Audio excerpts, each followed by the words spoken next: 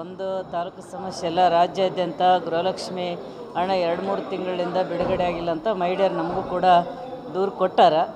ಆದರೆ ಈಗ ಪ್ರತಿ ಸಲವೂ ಹಂಗೆ ಆಗ್ತದೆ, 4 ತಿಂಗಳ 3 ತಿಂಗಳ ಅಂತೇಳಿ ಈ ಥರ ಗ್ಯಾಪ್ ಕೊಡೋದ್ರಿಂದ ಈಗ ಯಾಕಂದರೆ ಮಹಿಳೆಯರು ಈಗ ದುಡ್ಡು ಬರ್ತದಲ್ಲ ನಮ್ಗೆ ತಿಂಗಳ ಅಂತೇಳಿ ಅವರು ಕೂಡ ಕೆಲವೊಂದು ಕಮಿಟ್ಮೆಂಟ್ ಏನಾರ ಗುಂಪುಗಳಿಗೆ ಅದೆಲ್ಲ ಮಾಡ್ಕೊಂಡಿರ್ತಾರೆ. ಅವರಿಗೆಲ್ಲ ನಾವು ಸರಿಯಾದ ಒಂದು ಈಗೇನು ಸರ್ಕಾರ ಏನು ಹೇಳಿದ ಪ್ರಕಾರ ನಡ್ಕೊಳ್ತಿಲ್ಲ ಅನ್ನೋಂಥದ್ದು ನಾವು ಕೂಡ ಗಮನಿಸಕತ್ತೀವಿ. ಕೊಟ್ಟರೆ ಕೊಡ್ರಿ, ಬಿಟ್ಟರೆ ಬಿಡ್ರಿ, ಕೊಡೋದಿತ್ತಂದರೆ ಕರೆಕ್ಟಾಗಿ ಕೊಡ್ರಿ. ಈಗ ಮತ್ತೆ ಇವೆಲ್ಲ ರೇಷನ್ ಕಾರ್ಡ್ಗಳು ಕೂಡ ಕಟ್ ಮಾಡೋಂಥದ್ದು ಇದೆಲ್ಲ ಆಗಿರೋದ್ರಿಂದ ಮಹಿಳೆಯರಿಗೆ ತೊಂದರೆ ಆಕತ್ತದ. ಗ್ಯಾರಂಟಿ ಪ್ರತಿ ತಿಂಗಳ ಕೊಡ್ರಿ ಅನ್ನೋಂಥದ್ದು ನಮ್ಮದು ಕೂಡ ಎಲ್ಲ ರಾಜ್ಯದ ಮಹಿಳೆಯರ ಪರವಾಗಿ ಒತ್ತಾಯ ಆಗುತ್ತೆ ಸರ್.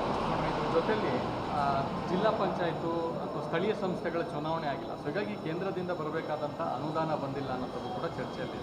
ಸೊ ಚುನಾವಣೆ ಆಗಿದ್ದಿದ್ರೆ ಕೇಂದ್ರದಿಂದ ಅನುದಾನ ಕೂಡ ಬರ್ತಾ ಇತ್ತು. ಸೊ ಈಗ ಚುನಾವಣೆ ಮಾಡದೆ ಎಷ್ಟು ಅವಧಿಗಳಾಯಿತು, ಸೊ ಹೀಗಾಗಿ ಈಗ ಅಲ್ಲ ಸರ್ಕಾರ ಗಮನಿಸಬೇಕು. ಯಾಕೆಂದರೆ ಈಗ 10 ವರ್ಷನೇ ಆಯಿತು ಸ್ಥಳೀಯ ಚುನಾವಣೆಗಳಾಗದೇ.